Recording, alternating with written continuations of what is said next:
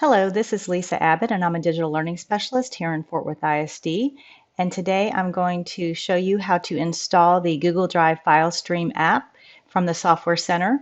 This will allow you to access your Google Drive files and folders from your computer. So it makes you a lot more productive if you use files from your desktop. So let's first go down to your desktop and go type into the lower left-hand corner into the search bar. We're going to type in Software Center because we want to go to the District Software Center. And then we're going to search for Drive File Stream.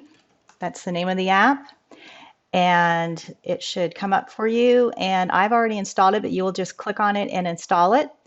And once it's installed, you can go to your search bar and you will see you can type in Drive File Stream, which mine's already right here in my recent apps.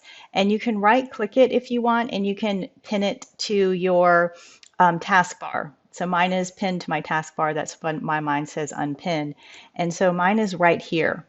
But you can, so I can get to it very quickly by clicking there, but you can also navigate to it by clicking on your files and folders icon.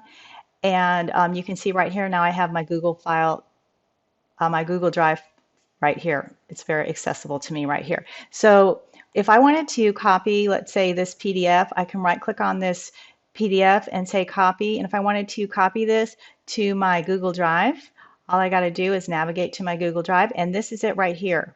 And I can click on it, double click on it, and these are all my files and folders. So I can just right click and I can say paste because I just want to put it in the root of my Drive directory, and it copied it. So now if I go up to the internet and I go over to my Drive, you can see right there in my recent documents, that's what I just uploaded.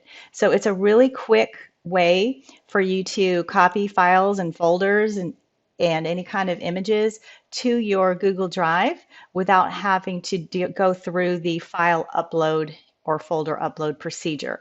So hopefully that'll make you more productive.